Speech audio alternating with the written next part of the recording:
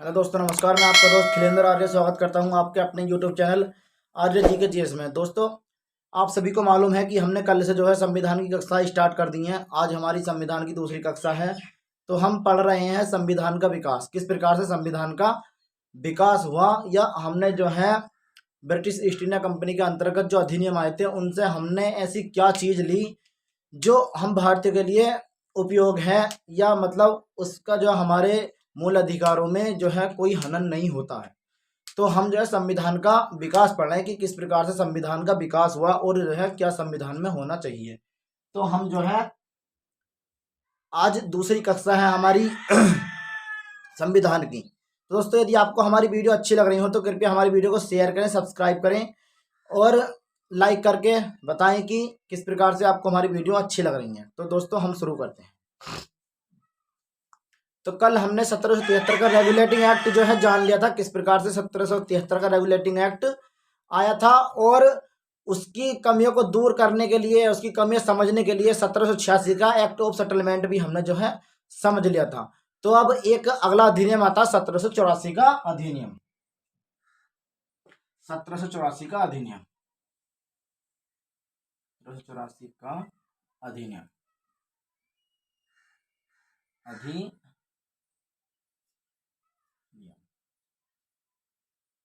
1784 का अधिनियम।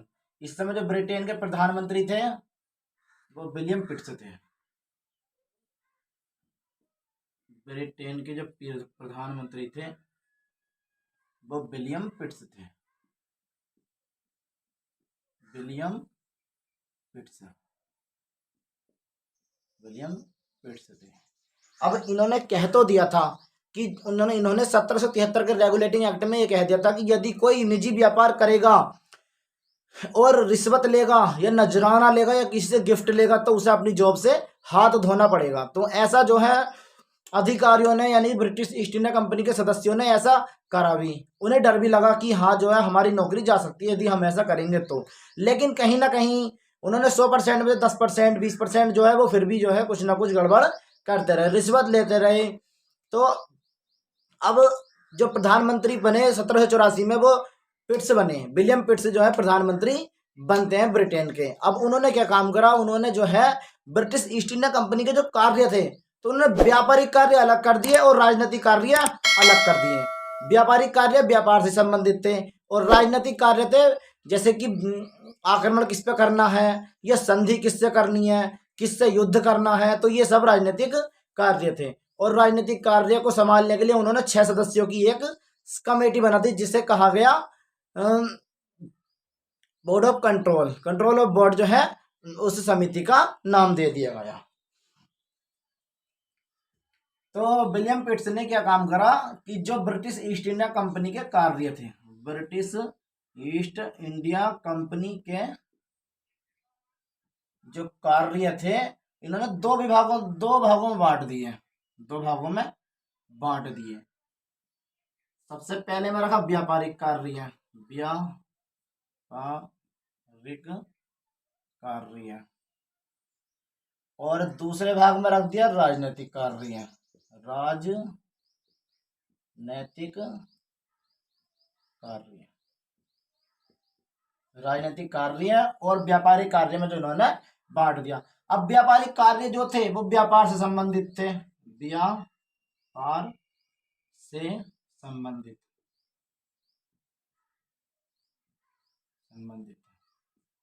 और जो राजनीतिक कार्य थे, राजनीतिक कार्य में जैसे कि किससे युद्ध करना है, किस पर आक्रमण करना है, और नंबर तीसरा था किससे संधि करनी है। तो ये जो राजनीतिक कार्य थे इन्हें सौंप दिया, एक समिति बना दी थी, यानी कि एक बोर्ड ऑफ कंट्रोल समिति बना दी थी। बोर्ड ऑफ कंट्रोल समिति को सौंप दिया, बोर्ड ऑफ कंट्रोल समिति को सौंपा,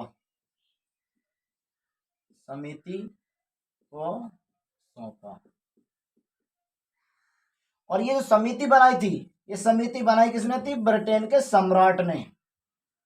ब्रिटेन के सम्राट ने यह समिति बनाई थी, ब्रिटेन के सम्राट ने। सम्राट ने बनाई। तो ये समिति ब्रिटेन के सम्राट ने बनाई थी। और जो ये व्यापारिक कार्य थे, व्यापारिक कार्य में जो सदस्य थे, वो सदस्य व्यापारिक कार्य के जो सदस्य थे वो जितना भी कुछ व्यापार में लाभ हो, घाटा हो या कुछ भी हो, वो सारी सूचना इन जो बोर्ड ऑफ कंट्रोल था, इसमें 6 सदस्य थे, इसमें थे 6 सदस्य, 6 सदस्य थे इसमें। तो ये जो व्यापार से संबंधित जो कार्य थे, ये सदस्य इस 6 सदस्यों कमेटी को सौंपेंगे। व्यापारिक कार्य सदस्यों 6 सदस्यों की समिति को सौंपेंगे, समिति को सौंपेंगे। तो 1784 के पिट्स अधिनियम में ये बातें करी गई। और एक बात क्या होती है, जो 1774 में सुप्रीम कोर्ट बना था उसे कार्यकारिणी परिषद कहा गया। तो उसमें थे 4 सदस्य हैं, जिसमें सबसे पहले जो मुख्य न्यायाधीश का जिनका नाम था सर एलिजा इम्पे, और 3 अन्य न्यायाधीश थे जिनका नाम था हाइड, चैम्बर्स और लिमेस्टर। तो ये जो है 4 सदस्य थे, इन्हें वाइसराय की या गवर्नर जनरल की कार्यकारिणी परिषद जो है कहा गया। तो जब 1773 में 4 सदस्य थे, लेकिन 1784 में 3 सदस्य कर दिए गए। 1784 में गवर्नर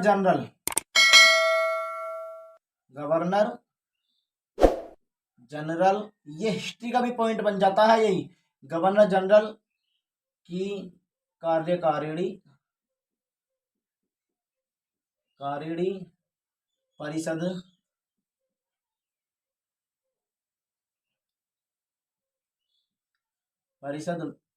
में 3 सदस्य कर दिए 3 सदस्य कर दिए 1784। तो ये सारी बात हमने जो है संपूर्ण चर्चा 1784 के अधिनियम के पिट्स अधिनियम के बारे में जो है हमने कर चुके हैं। तो मुझे लगता है कि आपको इसका स्क्रीनशॉट ले लेना चाहिए।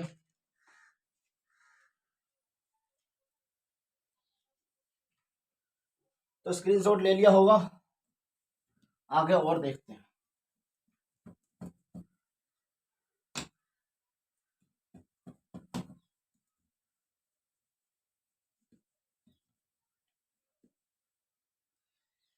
अब होता क्या है, 1786 में एक गवर्नर जनरल आए थे जिनका नाम था लॉर्ड विलियम बेंटिक। 1786 में लॉर्ड विलियम बेंटिक जो है आए थे गवर्नर जनरल बनकर।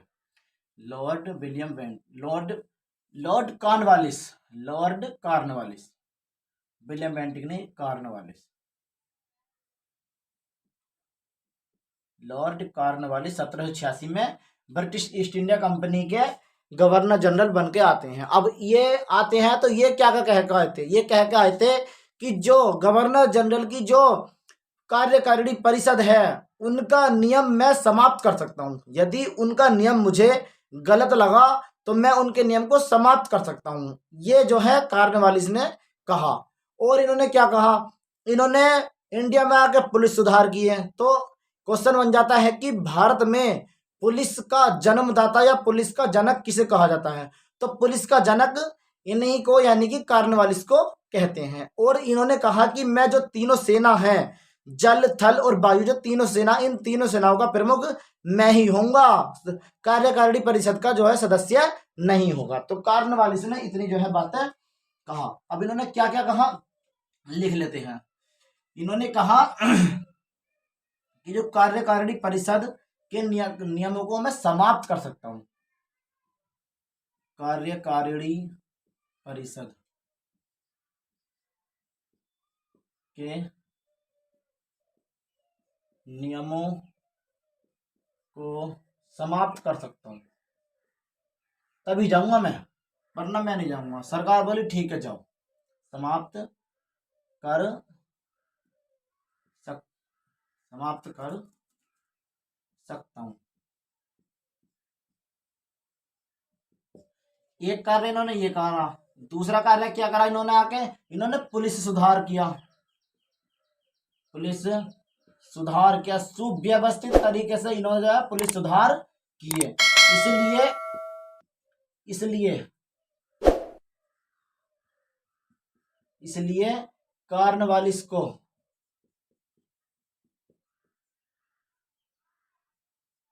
इसको पुलिस का जनक कहा जाता है, पुलिस का जनक कहा जाता है, कहा जाता है। और इन्होंने क्या करा, तीसरा काम इन्होंने करा कि जो तीनों सेना है, तीनों सेना का प्रमुख मैं ही होऊंगा और कोई नहीं होगा। तीनों सेना का प्रमुख होऊंगा मैं, तीनों सेना का प्रमुख मैं ही होऊंगा। 1786 में कार्नवालिस ने जो है इतनी बात कहेगी। तो इसका स्क्रीनशॉट लीजिए, इतने हम और कुछ बताते हैं।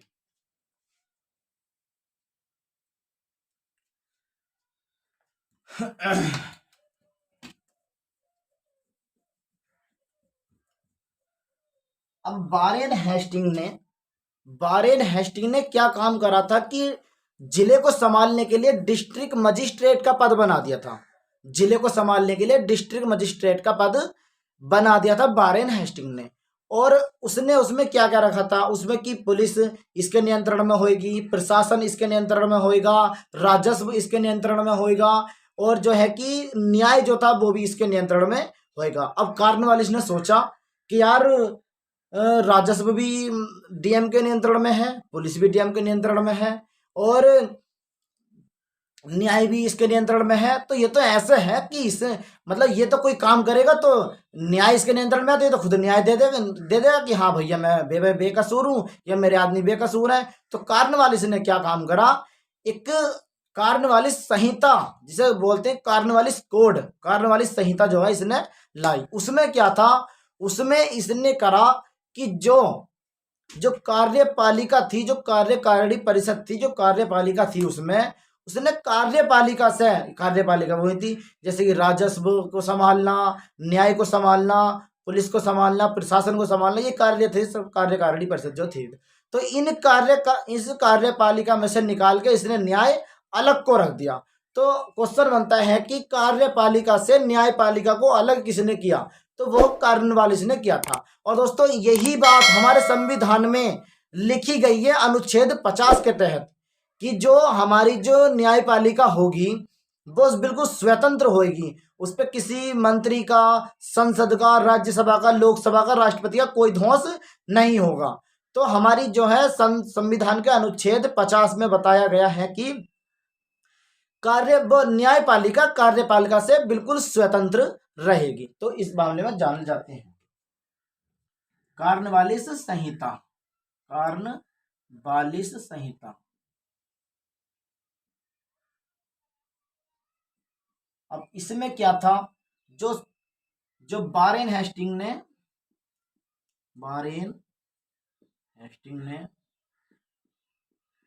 डीएम पद बनाया था, डीएम पद बनाया था, उसमें डीएम में क्या क्या थे, डीएम के अंतर्गत क्या क्या थे। नंबर पहला था प्रशासन, और नंबर दूसरा था पुलिस, नंबर तीसरा था न्याय,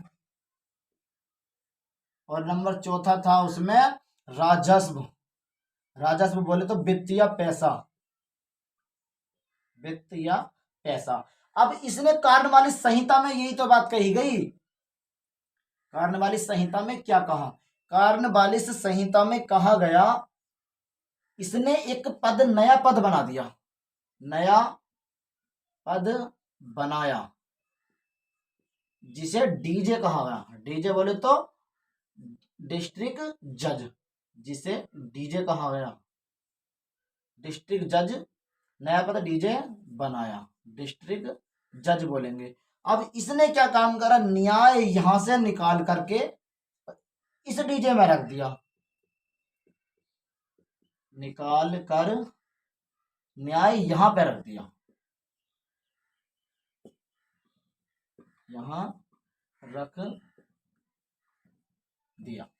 तो क्वेश्चन बनता है कि जो ये कार्यपालिका से न्यायपालिका को किसने अलग किया। अलग को लिख लेते हैं कि कार्यपालिका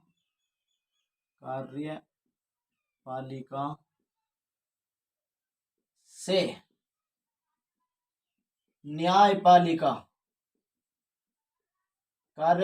न्यायपालिका को अलग किया। अब किसने किया ये, तो ये किया कॉर्नवालिस ने।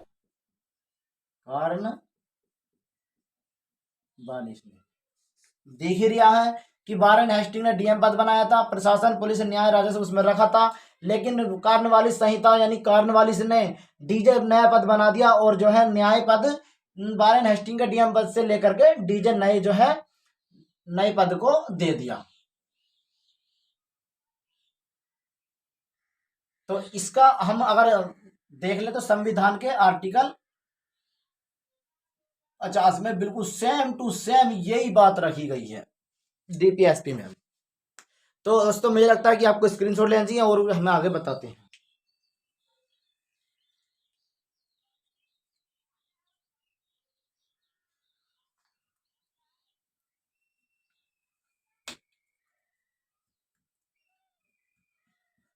अब कॉर्नवालिस ने और क्या काम करें, तो कॉर्नवालिस ने जो सिविल सेवा होती है हमारी आईसीएस यानी कि इंडियन सिविल सर्विस,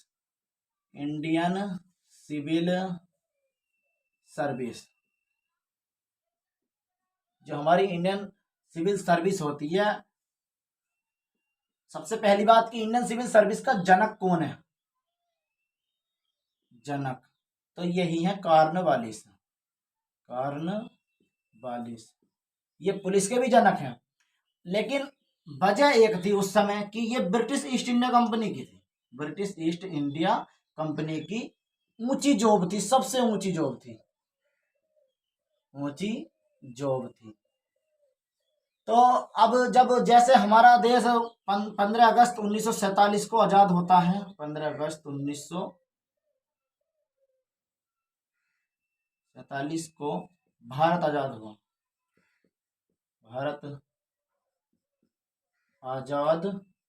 हुआ, तो उसके बाद से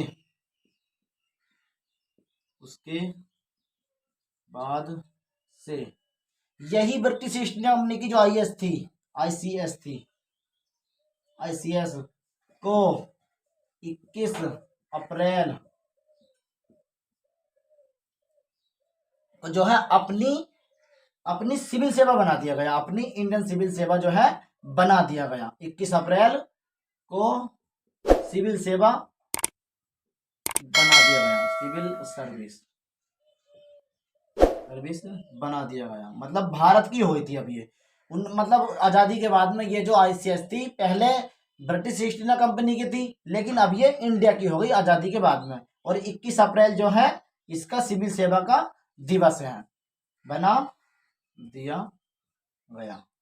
लेकिन 21 अप्रैल 1948-49 के पास की ये बात है कि ये जो है ब्रिटिश इंडिया कंपनी की ऊंची जॉब थी, लेकिन आज़ादी के बाद में भारत की हो गई। तो अब क्वेश्चन बनता है कि सिविल सेवा दिवस कब बनाया जाता है, तो 21 अप्रैल को हम सिविल सेवा दिवस बनाए जाते हैं। लेकिन दिवस के रूप में बनाते कब से हैं, तो दिवस के रूप में हम 2006 से बनाते हैं।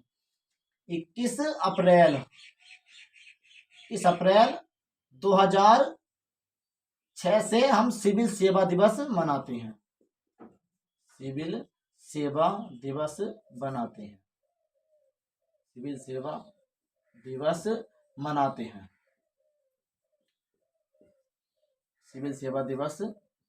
हैं। तो दोस्तों स्क्रीनशॉट लीजिए, आगे हम और कुछ बताते हैं।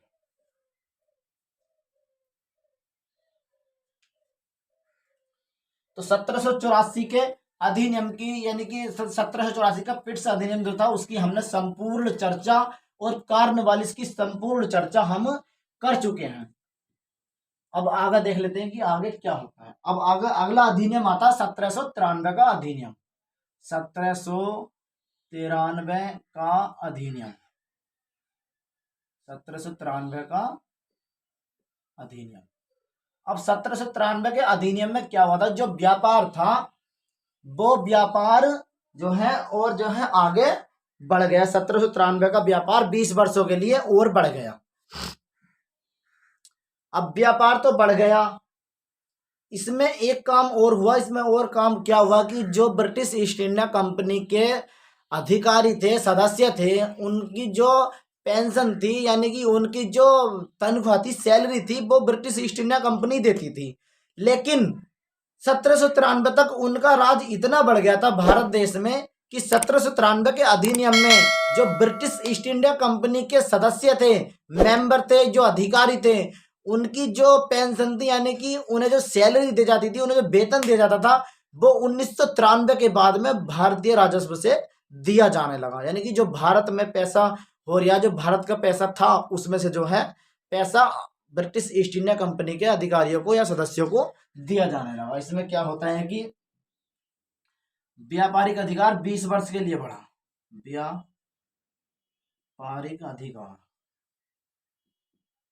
व्यापारिक अधिकार 20 वर्ष के लिए बढ़ा, 20 वर्ष के लिए बढ़ा, नंबर पहला। और नंबर दूसरा क्या हुआ कि जो ब्रिटिश ईस्ट इंडिया कंपनी के अधिकारियों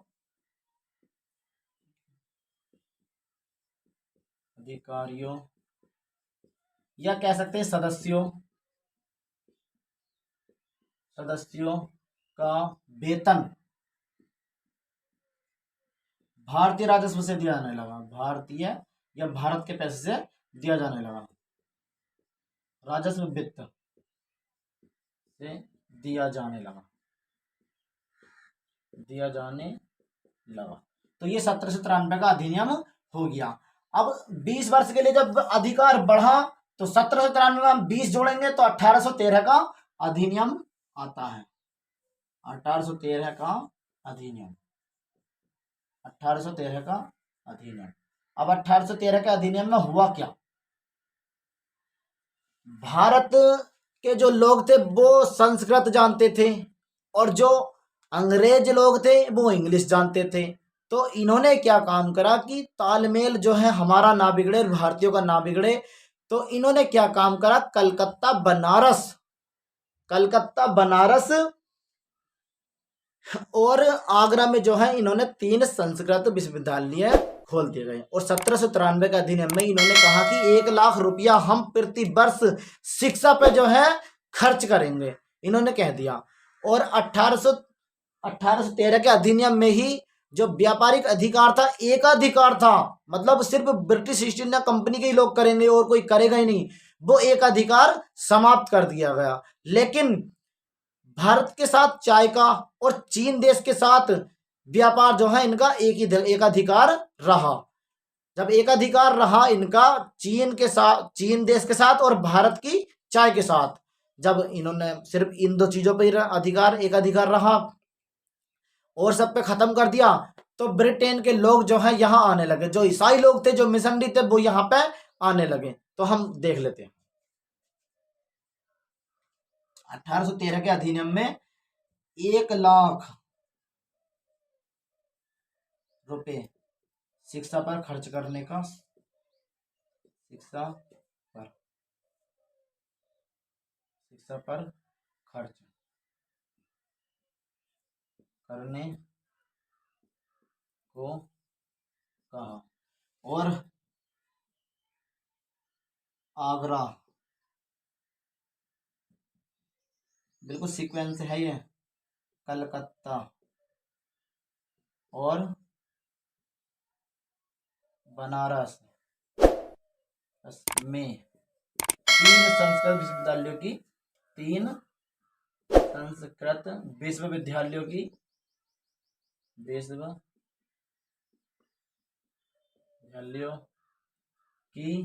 स्थापना की।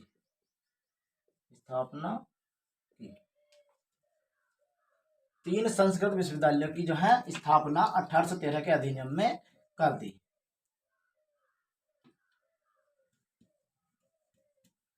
1813 के अधिनियम में जब विश्वविद्यालय की 3 स्थापना कर दी, और पहला काम एक ये हो गया। दूसरा काम क्या हुआ?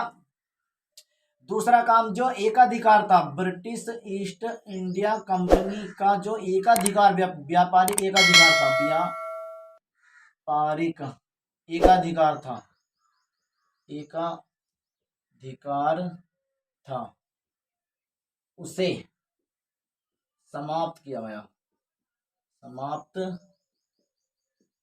किया। लेकिन चाय और चीन, दोस्तों ये चीनी मत समझ लेना, ये चीन देश है, लोग ब्रैकेट में लिख देता हूं, चीन देश, चीन देश के साथ एक अधिकार रहा, एक अधिकार रहा, और सबसे जो है एक अधिकार समाप्त कर दिया। जब समाप्त कर दिया एक अधिकार, तो जो ब्रिटेन के और अन्य लोग थे, ईसाई थे,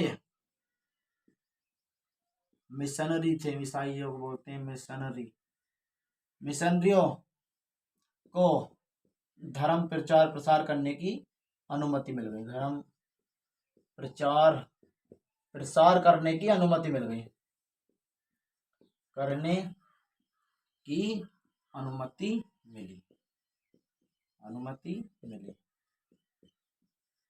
तो दोस्तों इस वीडियो को यहीं तक रहने देते हैं। अगली वीडियो में हम जानेंगे कि 1833 का अधिनियम में क्या हुआ, 1853 का अधिनियम में क्या हुआ, उसके बाद जो अधिनियम आए उनमें क्या हुआ। तो दोस्तों यदि आपको हमारी वीडियो अच्छी लग रही हो तो प्लीज़ चैनल को सब्सक्राइब करें, वीडियो को लाइक करें और शेयर करें, और कमेंट करके बताएं कि आपको हमारी वीडियो कैसी लग रही है। और दोस्तों ये जो हम आपको वीडियो बता रहे हैं अपनी, अगर आप किसी भी एग्जाम का क्वेश्चन उठा के देखेंगे तो इन वीडियो के बाहर कोई भी क्वेश्चन जो है आपको नहीं मिलेगा। धन्यवाद।